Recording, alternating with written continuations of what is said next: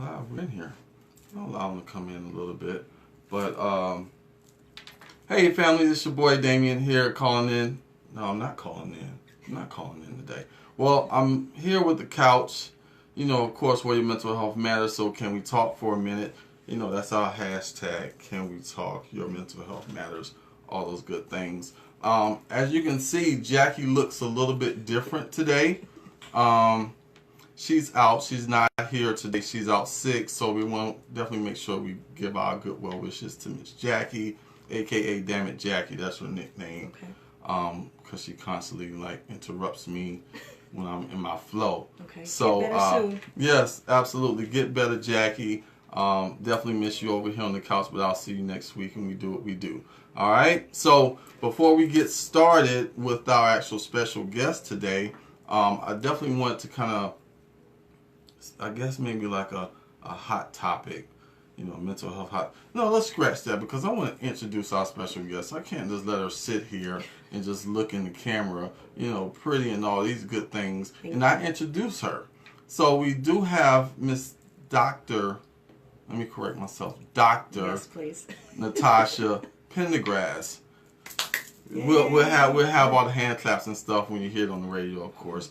But she's definitely going to be providing us with some valuable information today in regards to academics and how we can better prepare our students, you know, for secondary and post-secondary education.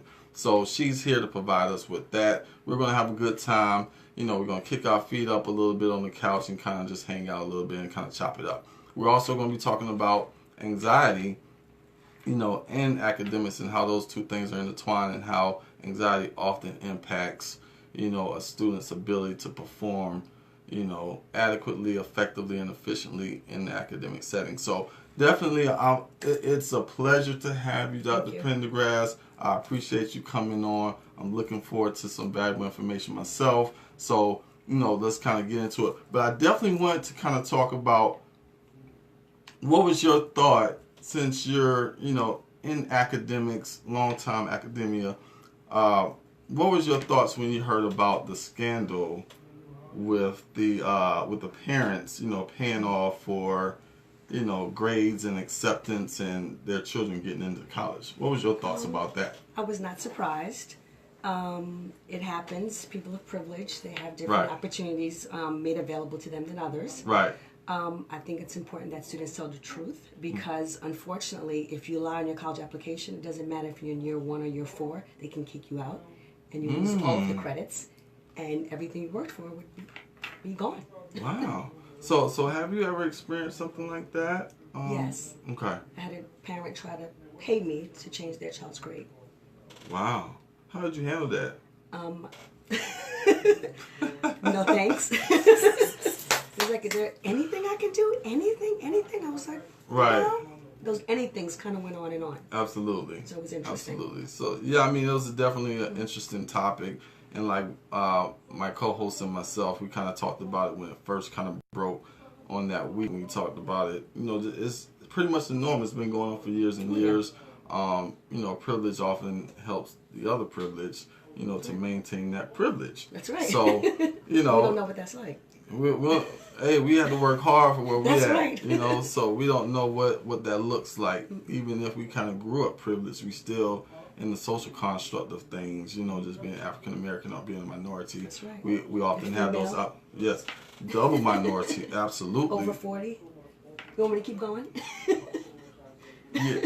Yeah, she has a lot of different obstacles, but I see that you're a doctor and you're doing quite well for yourself, so you've definitely been able to overcome those barriers and obstacles and will continue to do so. So, awesome. I applaud you for that. We definitely appreciate all of our educators. Definitely, they don't get the just credit that they deserve. Definitely. No respect. No respect. It's a thankless job. No financial, what do you want to say, compensation. You know, it's just insane. But we're definitely going to kind of address some of those things and how we can help, you know, the generation to come to kind of further that particular platform as far as academics and how we can increase our inclusion as far as being able to provide adequate education for our younger children as they continue to grow within the public school setting, private sector, however you want to put it. Really doesn't matter. Education is education, and education is very valuable. Knowledge is power, you guys. You know, you guys heard that on school days back in the day. I don't know how old you are, but I grew up on school days and, you know, a different world and all those things where Absolutely. academics was, you know, at the forefront. That was my first exposure to HBCU. Absolutely. Shout out to all the HBCU, South Carolina State in the building. You know, where'd you go to school at? Not an HBCU.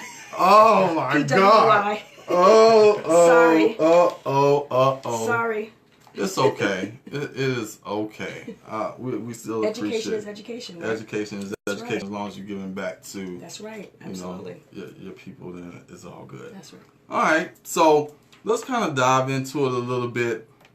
And before we kind of get started, I did want to kind of talk about Dr. Pendergrass here and what led her to where she's at right now. So, Dr. Pendergrass, just give us a little bit of background of who you are, how you came to be Dr. Pendergrass. Okay.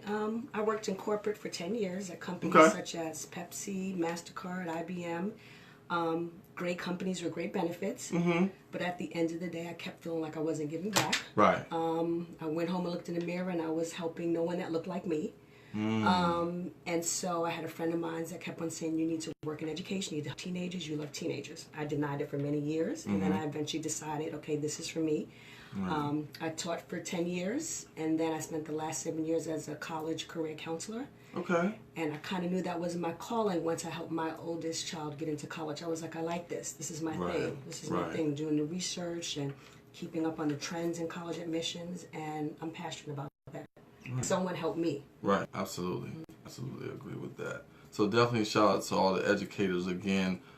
Make sure we give back the love to the teachers that definitely, you know, pave the way and, you know, leave an imprint or a footprint on your life. I definitely have some powerful and some magnificent teachers that kind of propelled me to be the person that I am today, starting in elementary school, you know, but we tend to not have that as much these days. We have a lot more teachers that are in it for, it can't be for the money. You know, I always wondered that. It can't be for the money. The so hours, the summers off. Those people frustrate me.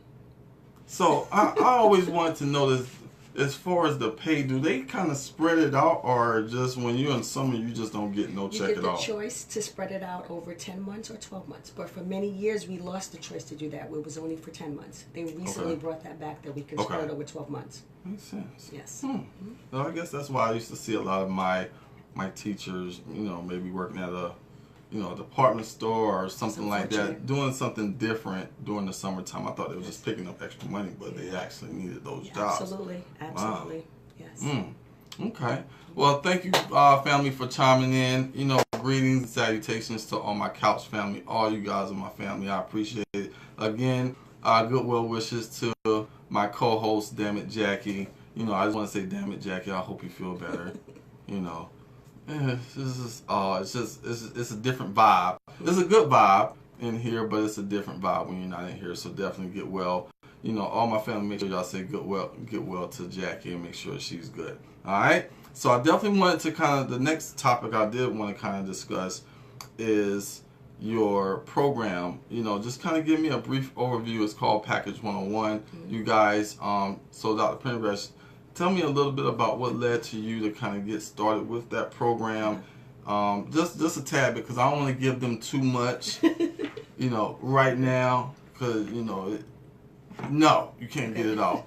But, you know, just give me a brief overview, and then we'll kind of chime in and see how it connects, and tell the family how it connects with, you know, anxiety and academics, because that's pretty much our main topic for today. But I definitely want to highlight, you know, the college package is an awesome package. Parents, make sure you guys are liking and sharing this particular live feed. This is very valuable information. Parents, if you got children at 9th to 12th grade, even in college, you know, I think this will be a helpful program. So definitely pay attention, stay tuned, you know, share and like it, you know, review it with your children as well, because this may be something that they're into. All right. So, Dr. Pendergrass, tell me about CP 101. So it's College Package 101. Uh-huh. And what I realize in my now 18 years in education, a lot of parents believe college preparation starts in 12th grade. It does not, parents. It starts the summer before 9th grade. Let's rewind that right there. Say that one more time for the people in the back, please. College preparation does not start in 12th grade. It starts the summer before 9th grade. You want to prepare your child. You want to set a plan. Looking at the right courses to take. Thinking of internships to participate in. Right. Thinking of, what their interests are and matching it to a major, to a career. Right. Researching colleges because every college is not right for every student.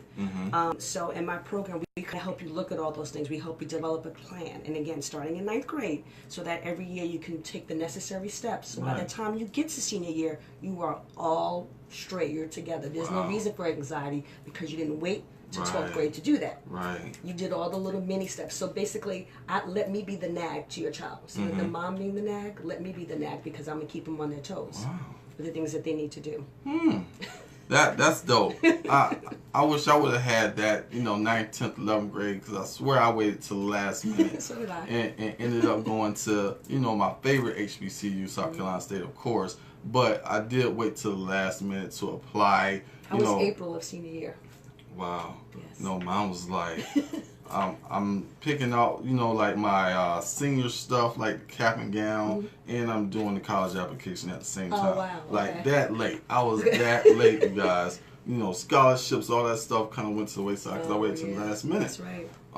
But definitely you raised a valuable point in which that transition as far as high school to college produces or triggers anxiety, whether that's with the student themselves or even the parents. Absolutely. And for various reasons, of course, for the student, they're embarking on something that they don't know anything about, quite fearful, overwhelmed, right. Because they hadn't experienced, college, of course. So they put first generation on top of that. Yes. And I'm first generation. So my parents didn't know what they didn't know. Right. So they couldn't prepare me and tell me what would happen. So I had to learn how to navigate that world on my own. So I'm trying to help kids navigate that and understand it before they get there. Right. Absolutely. Absolutely. So definitely also, in addition to that, we're talking about the parents and their own anxiety of leaving their kids, the kids, going away from the nest for the first time for an extended period of time. And sometimes their own anxiety is transferred to the child. Absolutely. Which often impacts them in a negative way, whether that leads to them, choosing not to go to college because they just feel fearful or overwhelmed over that whole transition.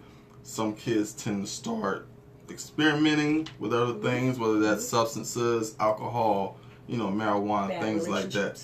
Bad relationships definitely will keep you stuck from your academic goals and your professional goals. So definitely, this is the platform where we're going to definitely talk about how we can combat this with the College Package 101. I'm tying it all together, baby. Mental health is everywhere. It's not just for people that are bipolar and, crazy and everything. Mental health as well. So we want to make sure that our mental health is on point at all times in regards to academics and in our professional and college careers as well. So, okay. So I think when you talk about the parents, so we just sent our second child off to college. So we're officially empty nesters. Wow. And I think some of the fears is that you don't let the child know that you have the fears because then you kind of push it off on them. Yes. So our daughter's all the way in Abu Dhabi. She's at New York University in Abu Dhabi. It's about an hour and a half from Dubai. Okay. And that was hard. It's still hard. But we don't let her know that it's hard for us because then that would make her anxious worrying about us. And I feel like her job is not to worry about us. Absolutely. So Dr. Pendergrass, if you don't mind me asking, how do you kind of deal with that anxiety or that worry that you do have? I shop a lot. I travel a lot. And I go to restaurants a lot. Wow. That works for me. Okay. Yes. Wow. And I have a husband who's very patient. So I know he's like, oh my gosh, like yeah, like the anxiety is coming on my You know end. what? She's transferring the anxiety to No, me but you because know now what, this bills is like stacking up. Like I wasn't ready for this right here. No, You know, no, I'm it's losing all two good. people. No, it's all good because you know why? Our daughter's doing a full ride. Because Okay. you know why? Because I packaged her right. Mm. It's college package 101. Plug. We're paying $0 for her to go, and it's Wow. not need based Right. scholarship. It is academics because I packaged her every year correctly in the right programs and the right coursework, so that when Right. she applied to colleges, she looked appetizing to them. It's all about making your child appetizing and standing out from the rest. Keyword appetizing, guys. Take that. All parents, make sure that your child looks appetizing. And in a right. good way. We're not talking about no Yes. R. Kelly stuff No, over we're here. not talking about clothing. And actually, both of our children went on full rides. Too. Wow. And my son went to HBCU, so can I get a little prop? Yes, for you that? can. He went to HBCU. Hampton. Okay, HU. All right. Yeah, the Pirates. I got you. All right, thank Okay. So definitely, guys, and you didn't pay anybody off, did you? No, I did not. Okay. No, sorry. We just have to clear that up. Let's clear that up. No jail time. Dr. No Dre. jail, yeah, absolutely, no jail time for sure. So on the heels of that, I wanted to kind of talk about again what led you to starting this particular program, and how do you feel like being a college life career counselor in academics kind of helps you become more of a social advocate, you know, for academics, for promoting strength-based initiatives, you know, to kind of help our students become better students in the future. I guess the pivotal moment for me is that the first school I worked at was a very wealthy school, the parents that wanted to pay me off. Okay. And then I went to one of the poorer schools in the district. Okay. And seeing the differences in resources, even though in the same district, Right. the resources were very different for the Right. two schools. And seeing the caseload on the counselors, which was a lot, and seeing that certain things weren't priority, Right. hence right. college applications. So it made me say, this can't happen, because had it not been for the person who helped me, I wouldn't have gone to college. Right. Because I said, who wants more math, science, and social studies? That was my idea of college, because Right. I didn't know right. anything other. Right. Exactly. And exactly. this particular counselor knew my love for fashion and said, do you know they have a school for fashion? So my first degree is in fashion merchandising. Wow. She saved my life. Wow. Okay. So I think it's important to help students, because you're not only changing their lives, you're changing future generations. Absolutely. And so it just takes one. Just takes one, you guys. So I think that helps with social change. I think some students think college is not for them, or they think they can't do it, because if you're in an environment when everybody around you is just doing as bad as you are, Right. how could you ever see the light at the end of the tunnel? Right. So I want to be that light, that beacon, to tell kids that you can make it happen, you know, and we have some students that are, like you said, afraid to go away to college. I had a student who was the second in the class and decided to go to community college because she was afraid to leave home. She could have got a full ride to anywhere. Wow. She had over 4.7 GPA. Ooh. So, and I wanted to show her that there was opportunities. There were colleges that would pay you to come there. Right. So I just want to be able to show kids all these tips and tricks that I know of with different colleges and different things you can do that can help you. Wow. So I mean, there's I guess a mixture of emotions in regards to transitioning to college, where there's some excitement. You know, of course, you know, some kids are like, whoa, like parents not gonna be on my back. That's right. You know, I can set my own schedule. If I go to class, I go to class. If I don't go to class, you know, mom's not, you know, waking me up Right. first thing in the morning. So there's some mixed emotions there, from excitement of freedom, but then there's also, again, the anxiety of not knowing what to expect. If you were that average student, you know, in high school, then you may have this fear like, this is college, this is a higher level. So now I my game up. Yeah, I gotta step my game up. Otherwise, I'm, you know, fail or have D's and F's. There's nobody holding your hand in college. Absolutely. So I want, and I always tell a lot of clients that I work with, that college in itself is not only just academics, but it's an experience, you know, to increase a social experience for you, to increase social skills, connections, build future relationships, because at the end of the day, really, that's what it's about, is building and nurturing those relationships. Absolutely. Over time. You know, it's good to have the backing as far as the knowledge is concerned, but a lot of the knowledge that you will gain in a career is going to be your experience on the job. Yes. But the academics is that foundation. And if you don't have that, then you won't be successful. Well, I'm not going to say that you won't be successful. It'll just be a little bit more difficult. Right. Unless you got a bunch of money. And you can go work for mom and dad. That's right. You know, and they just pay for everything. But here's a way to combat that. In high school, kids can take college courses, so you can have your exposure. And a lot of parents are not aware of that. So give our listeners and our viewers here on live, give them kind of an example of how that looks. Because again, like you said, a lot of parents don't know that your child may be eligible or have the ability to start college courses early. Yes. So in 11th and 12th grade, your high schoolers, depending on GPA, can take college courses at CPCC. Okay. It's part of their dual enrollment program. They're able to go to school part of the day and go to the college part of the day. They can take online classes, and all of the credits they accumulate, they will go toward any 4-year degree if they stay in the North Carolina school system. Some private schools will accept them as well, but they're starting their college transcript while in high school. Right. So I've had students graduate with 20-something plus college credits. Wow. My own daughter left high school with 20-something plus college credits. Oh, that's pretty awesome. And if you really want to go for it, you can actually have an associate degree. Even before you graduate high school. I think I saw a story high school and associate degree. That. I don't know if she was here, but it was a college program. Yeah, she actually graduated from college prior to her graduating from high school. And did I say free? I don't gotta say free. Free college courses. There's no reason not to do it. Free is for me, you guys. You know, hashtag free is for me. Education is free. You guys just know the appropriate resources and the right people. Dr. Pendergrass over here is one of those people that know that. So make sure that you guys are definitely paying attention to this College Package 101. It's a dope, awesome program, you guys. I read through it myself, and if I had some school-age children, I definitely would get them this package. But I also have clients and parents that are working with this transition, so I'm definitely going to promote that as well. So what would you say is kind of like within that program, talking about, and I think one of the anxiety-ridden situations is choosing like a major or a course of study. Okay, yep. How do you help a student kind of go in the direction that they need to go as far as choosing a particular choice of, study?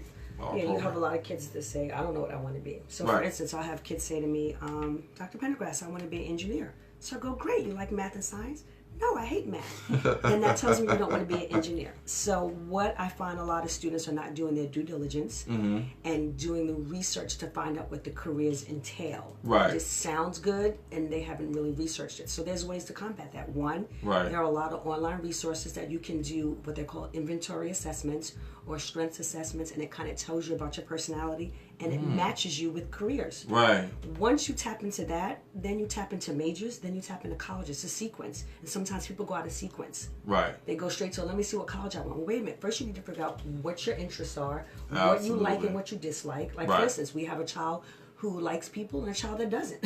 It's that simple. So one child needed to be behind a computer in a job, and one child needs to be in a social environment, constantly talking to people. Right. So once you figure out what you like and you don't like, you can try to match it to some kind of career major. And then there's many websites where you can kind of like see what a career in a day is like for a person. Right. And then you can kind of assess, and then it just goes from there. So the missing link is to first figure out who you are before you can decide what major and what program you want to be. That is a nugget right there. Self-awareness is key. Definitely, whether that's relationships, academics, social, whatever the case may be, becoming more self-aware and understanding who you are, and not necessarily, and this is what I was thinking when you were saying that. Parents often, in my cases, have attempted to kind of push their own agenda on their child, whether the mom had to stop school and raise the child, but she wanted to become a doctor. So now, since I couldn't become a doctor, you won't become a doctor. So they push that child in that particular arena, and that's not their passion. Right. And they end up failing, or they end up doing other things to kind of, I guess, maybe be defiant. Right. Since you're gonna make me do this, I'm gonna go. I'm gonna just flail. I mean, I can just simply not go to class and waste your money and do all those things. You know what I mean? Right. So, that was one of the things that kind of just popped up in my mind, is that the parents often transfer their hopes and their dreams and their passions onto their children rather than allowing that child to find their own way. They want to live vicariously through the Yes, child. absolutely. Right, instead of tapping into understanding who their child is and their strengths and weaknesses. And I think that's a big issue that we normally don't talk about, especially in our community where we may be struggling with a low socioeconomic status. So we want to have our children out of that particular situation. So we tend to tell them, okay, whether you're going to play sports, for most guys it's either sports or something else, or, something that's a big money maker, but they don't have the passion. Chances of getting into it is like this. Absolutely. And their passion behind it isn't there. So, I mean, if you're passionate about sports, there's no knock, because I play football as well. But if that's not your passion, you're not going to be great at it, especially at a higher level. When you're talking about plan B, because if you get hurt, then it's done. It can happen. One play and you're done. So definitely finding other avenues and things that you love to do. I always say, if you find something that you love to do, you'll never work a day in your life. So like it's not a job. And it comes second nature, and it's easy, and you're great at it, so people will want to buy more or consume more of what you're doing. Absolutely. So absolutely, I definitely agree with that. So how do you feel like just in your workings, in a school setting, academic setting, how does those fears that your students have that you work with in this program, how does the fear and anxiety that they have in academics, how does that kind of affect their ability to kind of, I guess, maybe be ingrained into the program as much as they need to be? Well, sometimes I need the parent to step away and just let me work with the child, because the child will be more open sometimes to an adult that they don't know, as opposed to when the parent's in the room, because they don't want to disappoint their parent by saying, I don't like this or I don't want to do it. I just think once you tap into the child's spirit, you ignite the fire in them, they're ready to go. But you have to connect with them first. Yes, It's about relationship building. Absolutely. So, I try to relationship build with my students, meet them where they are. You share a little bit about your story and your journey, and then they're more willing to open up to you and work with you. Because I think every child wants to satisfy their parent. But again, it's the parent's approach that sometimes turns the child off.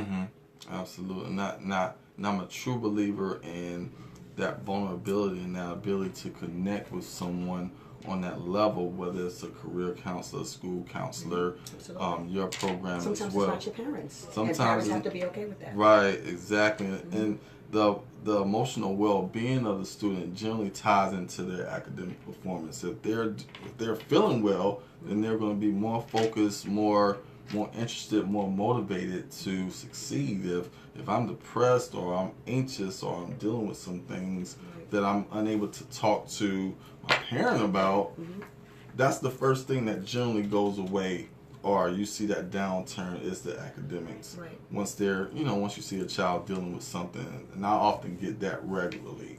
I always ask them how they're doing in school, or from a timeline standpoint, you'll see them going, A's and B's, and they just have this huge dip. Absolutely. And then that's when we kind of get into the therapeutic part of the clinical part of it, as to why, to kind of understand that it may just be they're dealing with that anxiety of going to college. Well, my parents want me to go this place and that place, but I don't necessarily want to go. I don't want to major in this. I want to do something that doesn't require me to go to college. They want me to go, but I don't know how to say it without letting them down or feeling like I'm letting them down. Well, there's other options. There's certification programs, 2-year programs, military. There's other options. Yeah, absolutely. So again, family, make sure you guys, if you guys got any comments, questions, make sure you guys are, communicating with us. We talk to each other. Y'all talk to each other. Y'all talk to us. That's how we do every week. So if you got any questions for Dr. Pendergrass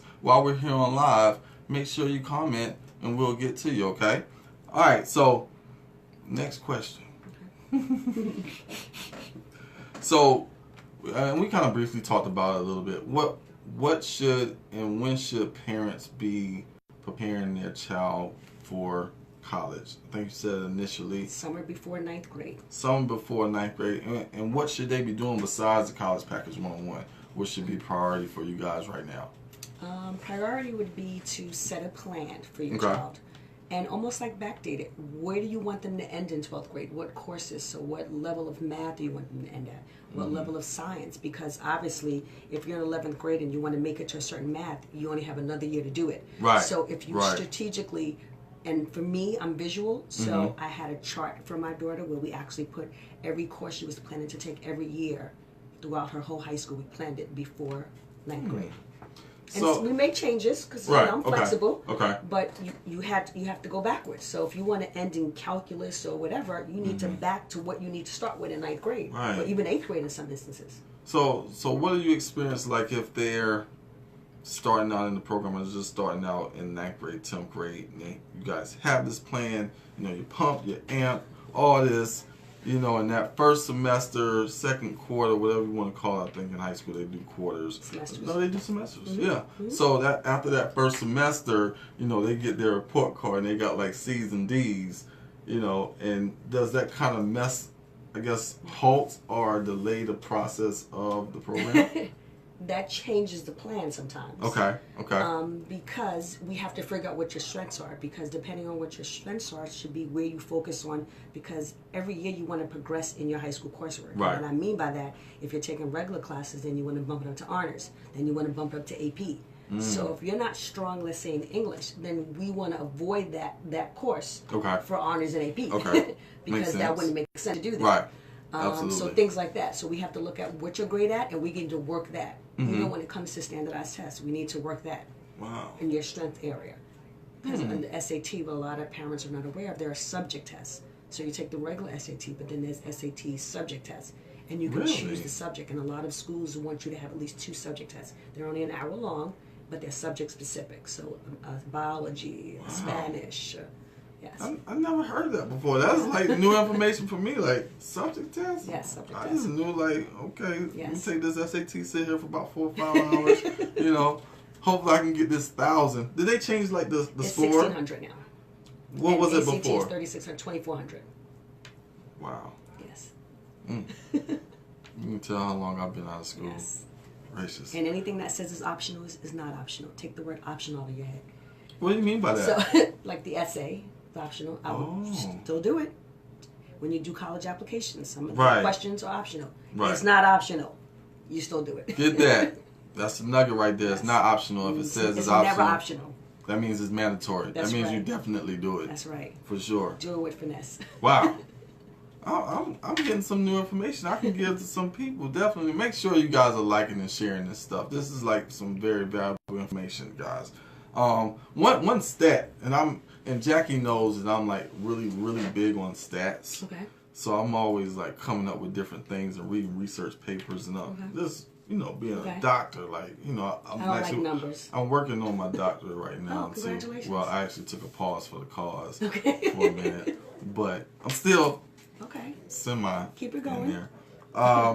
But it said that like 49% of anxious adults reported dropping out of school. So that's the importance again of anxiety and being able to treat it and understand what it is, because it's not all panic attacks.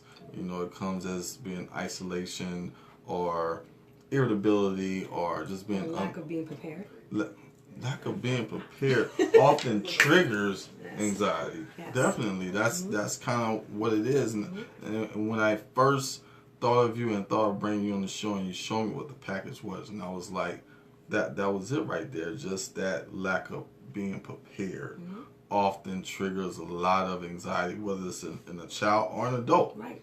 If I didn't read anything about you, I would probably be anxious right now. I'd probably be like all over the place, even though sometimes I am all over the place. But here it is, but it's information overload. So that's why it can't be something that I sit with you for 1 hour and talk about. Right. Your mind would just be blown away because there's so many little nuggets that you don't know. Right. So that's why I do it in different packages. I have a part that we have an essay part. We talk about standardized tests. We talk about, what you're in the application. So there's different components of it, because I have to give you small nuggets because you will be overwhelmed. Because it's almost like college admissions is almost like technology. It's forever changing. Yeah. There are trends. Absolutely. And so when people, let's say even if it was a parent that went to college, if they're trying to help their child based on what they knew in college, you would be doing your child a disservice. Because your information is outdated. So do you feel like I guess maybe some of your thoughts and some of maybe your own biases, because we all have them. Absolutely. Do you feel like that influences kind of like how you drive your college package? Whether and the way I'm going with this is like for me, and the views expressed on the couches of Damien and Jackie. So for me, I like standardized tests. Like I really have a problem with standardized testing. So do I. So it's kind of like if I'm not a great test taker, then it comes across as me not being adequate or intelligent. But that's what the powers that be measure progress on. Not anymore. There's test optional colleges. See, that's what I'm talking about. See, knowledge is There's power. no reason you have to go. Test Wow. optional. Now that's optional. That's the only thing that's optional. So, Yes. well, as far as like when I'm talking about like ACTs and SATs that are generally culturally biased, Absolutely. So you almost have to kind of play that game or think a little bit differently, or be in the mind of the people that are actually Right. creating Like it. when you were on your boat and you did this and you took a trip to Australia. Right there, you lose half of the people taking the test. With questions like that. You just lost. Exactly. So no, there are colleges that are test optional. Right. Wow. Sorry, you guys. I had to check the live on my computer. But wow, this is really some good information. I hope you guys are definitely sharing this and sharing this with your students. I have a lot of teachers that watch the program. A lot of parents that have high school, students as well in their homes. So make sure you're giving this information to your children, as well as understanding what CP, or what is it called? CPCC dual enrollment program? No, the CP 101. Oh, College Package 101. Yeah, we're talking about the college But package. here's the thing too. Some people say, well, why me as opposed to their child's school counselor? Well, an average school counselor has a caseload of 400 to 500 students. If a student comes to them and has a suicide attempt, your child's going to put on the back burner to talk about colleges. I mean, it is what it is. Right. And a lot of the school counselors are not able to get out to stay abreast of trends. I've gone to 2 conferences. I just came back from LA. I went to a conference called Dream Deferred, and it was helping underrepresented students get into college. Okay. I go to a lot of college counselor visits and hear about the trends, but the average school counselor can't get away because they just can't leave. The school day is just too crazy. Right. So I'm constantly staying abreast of all the changes and the things that are coming into college admissions to help kids and to make it, to reduce some of the barriers. That's awesome, guys, and that's, I guess, maybe one of the reasons and I said I'm pretty big on stats, but it says like 24% of the kids that are in school often drop out just due to anxiety. It's kind of one of their primary reasons, and one of those reasons is because the parents force whatever it is, whether that's education or major course, where you're going to go. God dang it, like, we went to Duke, you going to Duke. Or you're at Tar Heel, so you can't go in. You definitely can't go to Duke if you graduate. that type of thing. So and they end up just dropping out, whether that's high school or college in general. I've seen a lot of my friends, my peers, when I was in college, definitely just stopped going after a while. Whether they felt like it just wasn't their passion, and once you become of age, it's not a whole lot that your parents can do to persuade you to be in school, unless they're paying for it. Yes. That type thing. Money is power. Absolutely. So what would you say, as far as like you being a parent as well, what can you tell other parents, especially with the CP 101 program, what can you tell parents in this program that can help them to teach their children to kind of reduce the anxiety or the fear, or have them reduce their anxiety about going off to college and being prepared, like you said? And let's talk about filling some of those gaps. What are some of the gaps that your program presents? Well, first, I think for me as a spiritual person, I think what's meant to be is going to be. So kind of you can let go and let God. It will work out in the wash. So sometimes you just got to let some things go. But I think, again, it's about early preparation. If you're preparing early and things come up, like you said, the child fails a certain thing, the fact that you prepared early, there's room to make things change and tweak things. But if you're starting in senior year, there's minimal amount you can do, Right. because the GPA Right. is pretty much set. GPA is pretty much set. It doesn't change much until, I would say, 10th grade. It's pretty. It's not going to wiggle, but so much. Right. Because math is math. Right. So I think the gap that my program fills is the one-on-one. Because the chances of your child, again, one counselor to 500 kids having a one-on-one, and someone sitting and talking with you and saying, okay, what are your choices? What are you looking at? Why are you looking at this? What major? Have you researched schools in this area? Right. You're not going to get an hour with a counselor in an average high school. Absolutely. So I'm able to fill the gap, again, be the nag for you parents, and to work with the kids to see where we can really target in and find the best fit college for them. So in your experience in developing this package, what have been some of like the results or the responses that you got from parents as well as the students? Kind of your reaction, like, I didn't know that. Like, a lot of people don't know what they don't know. Right. I'll give you another free tidbit. When you send your score reports to schools, that's your SAT score reports, it's best to put the schools, list them in alphabetical order. Ask me why. Why? Because every school wants to be number one. Schools are about stats. You like stats, right? Yeah. So if I'm a college and I accept you, I want you to accept my acceptance because you make my numbers look bad. So when you don't list in alphabetical order, I already know what's your top school because you're probably going to put that one first. So that may be a deciding factor, believe it or not. Wow. Because you're messing up my numbers if I accept you. That's a Jedi mind trick right there. It's little things like that that you have to. It's a game. Yeah. It's a very subjective process. Right.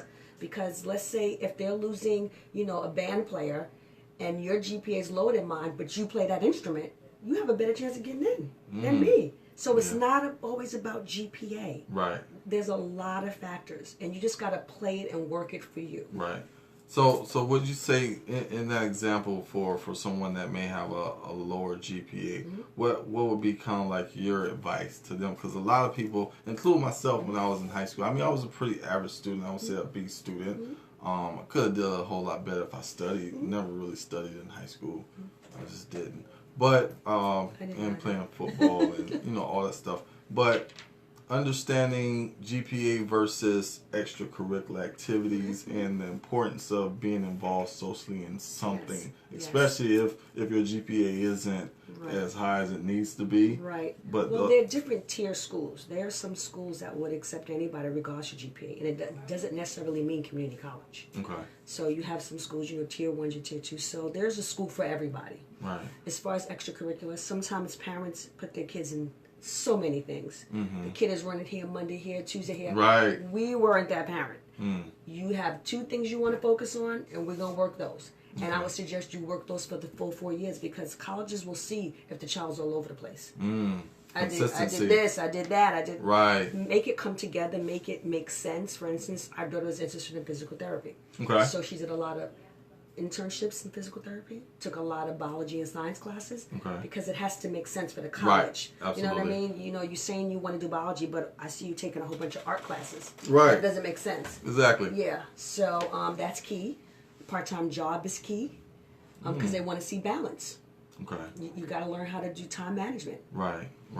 I definitely. So agree if with you that. have a 4.0, but you've done nothing but school, I look better than you. You should have a 4.0 if you did nothing else. But if I've done a few activities and an extracurriculum, community service, and I have a 3.0, chances are they may take me over you. Right. Because I've shown that I'm able to balance. I can definitely agree with that. Yes. Just being a business owner and things like that, and having to do hiring processes and things like that, it's the same thing. Right. You can go and have a 4.0. Anybody could do anything, one thing great. Right. But if you're involved and you're volunteering, like you said, you're giving back and you're doing things out of the goodness of your heart. And Hey, Natascha.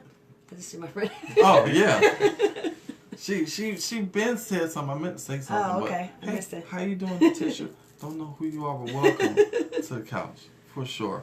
So, but definitely, I've always, and even just in my practice and doing therapy, I've always presented, those school-age children, high school students, to make sure that they're well-rounded. Right, absolutely. Whether that's, academics, socially, just being a well-balanced individual. And you don't have And to have exposure to different people, and because we need to get the kids away from the 4 blocks of their neighborhood, regardless if it's a nice neighborhood. Right. I still need you to step away from just that, because that's their bubble in their world. When you go to college, you're gonna be blown away. And that's one of those initial shocks. I mean, I went to a HBCU. I grew up kind of, in a predominantly black neighborhood, predominantly black city, I presume. But where I was at, it was predominantly black. Maybe 10-15% of my high school was white, probably even less. Oh, wow, okay. So the transition for me was quite easy because I went to a HBCU, Right. so it was pretty easy. But once I graduated from that and was in corporate, for a while, and out here with, especially in Charlotte, it's kind of becoming a melting pot of different ethnicities and cultures and things like that. Sorry, you guys, somebody's calling me. They want me, but anyway. But that initial shock and that kind of triggers anxiety as well. Absolutely. Because you don't know what to expect. So I think it's valuable experience, for a lot of our high schools to get out there. If you grew up on the west side, that don't mean you can't go to the Ballantyne area or go somewhere in Asheville or something Absolutely. like that just to learn something different. Because once you step out of, the west side or, no, I'm not shading the west side, so don't come for me. A lot of people over there. But, just gaining experience, different cultures, different people, different perspectives, makes you that well-rounded person. How to code switch. Our teenagers need to learn how to code switch. They need a class for that. Yes, and a class called adulting. How to write a check, how to fill out an envelope, how to call long distance. Right. I mean, they don't even know to put the 1 before it. Because they're used to cell phones and not landlines. Right. So, yeah, it's a lot of things missing. Does your college packet cover that too? I surely will. I love it. I love that stuff, yes. Wow, so yes. like... handshakes, eye contact. Right. I mean, this is I could go on and on. Skills, yeah. Just interpersonal and social skills. Yeah, because they're used to being behind this. So this is all they see. So I'm looking at a phone. So they don't know what the face-to-face interaction and how to handle that. So I think just stepping out their comfort zone and just seeing some things that are, maybe it's acceptable in your neighborhood, but it's not acceptable in the masses. Right. Is key as well. Right. And sometimes you have to be comfortable with being uncomfortable. Absolutely. Getting yourself out there and just feeling it. Of course, you're going to feel uncomfortable. Right. The longer you're out there, the better. Absolutely. And learn how to play the game. The slogan I have for my children, play the game better than them. Absolutely. That was our mantra. Yes. And it works. I mean, you got to play it. You got to fake it till you make it. That's right. You got to get your foot in the door, but, once you get in there, then you can make some changes. Absolutely. But you gotta get your seat at the table. You gotta get your foot in that door to actually have a sit down to actually implement some changes. And I applaud this program. You guys definitely. Matter of fact, where can people reach out to you? How can they get in touch with you to get this program? Because guys, I tell you, I've read it. I read the outline of what it all covers, and it's a dope program. It's very needed. I wish it could be in every school curriculum. Like, seriously, I agree. In high school. I think this is very much needed for our communities and just for society as a whole for high school students. And I guarantee you that will reduce a lot of anxiety, with children in that transition with the parents and becoming, like you said, knowledgeable because it's changing all the time. So we need to stay abreast on those changes and having that advocate and that person, that speaker box for our high school students, and I think this program does that. Yes. Exactly. So the website is collegepackage101.com, and the email address is collegepackage101@gmail.com. All right, you guys. So again, I definitely appreciate Dr. Pendergrass. You guys, like, this is definitely one of those. It's not necessarily mental health, but it is mental health, and we cover anything from academics to sex to relationships to diagnosis. We cover everything on the couch because we talk about it. Where's the couch? Right here. Oh. See, when myself and my co-host. Damn it! What's her name? Damn it, Jackie. Damn it, Jackie. Damn it, Jackie. Where's the couch? So when we started, we actually started on a couch. Right. But then we progressed to the studio, and then we're going to continue to progress to bigger and better things. Okay. So we might not be here. Okay. We're going to do some other things. Okay. So it's all about progression. But yeah, I like the couch idea. It's just it's a metaphor for just being able to lay everything out, being open, being vulnerable, Gotcha. processing and discussing your emotions, especially for guys. We normally don't talk about those things, but here we're able to talk about it. Gain different perspectives on different ideals and ideologies and things like that. So that's where this format came from, and this is real cool. Just just lounging on the couch, kick your feet up. It reclines, I think, a little bit. Okay. I think it's a recliner. Okay. So you just lay back. I have a topic suggestion, but we could do that offline. Okay. It's up to you. We can. Okay. My family know, like, when we get like maybe about 650, we start to cut up a little bit because we're just kind of just all right. Okay, so the topic is being black enough. In regards to what, just everything? Well, so I'm a native New Yorker. Let's start there because we're going off topic now. This is not CPCC 101. Being a native New Yorker and having not gone to HBCU and not being in a sorority, a lot of times with my black sisters, I'm not black enough, or I'm not cool enough, or I'm not a sister, and I'm like, I'm just black like you. So I'm normally perplexed by that because I came here meaning the South, like camaraderie, sisterhood, and I got just the opposite. So I was, Why y'all acting like that, sisters? Why can't we all just get along? Yeah, I'm not sure. We all one. At the end of the day, we're horrible to each other. We are. We're our worst critic. Yes, definitely, definitely. So that's a good one. That is a good one. Like, what does it qualify? Like, what does that mean? Like, you're not acting black or that you're acting white? Yeah, I used to get that a lot. Yeah, I know. That's why I'm bringing it up. Especially once I went back to school and start saying the long words. You want to hear what I heard? What you heard? Because you divorced the community. Somebody said that. That was powerful. Wow. Yeah, like when you're trying to educate yourself and move up, you're divorcing yourself from your community. I thought that was deep. But you're still not even accepted by your white peers. Yeah. So where do you exactly? So you know what I did when I was in high school? I hung out with the Hispanic kids. Those are the ones that accepted me. That's deep, right? Wow. Yeah, we're definitely going to bring that up, you guys. Look forward to that right there. Okay. Am I black enough? Yeah. Wow. I'll definitely talk about the psychological impact of that. Okay, yeah. And the mental health. But can we do it on the couch? We sure can. I'm messing with you. No, we gonna have a couch. I'm telling you, next season. Okay. We break it down in the season. Okay. So next season there are going to be some changes and some transitions. Some upward mobility and things like that. So, sounds good. This is great. Yes, we're going to have you back on here. So when we got Jackie, so we can clown a little bit and further going deep on, because she would probably eat this up. I know she's watching right now. She's like, ooh, like, why wasn't I there? Like, she probably in bed, like, sweating all her, germs and stuff out. Like, oh my God, I should have been there. Like, ooh, yes. It's okay.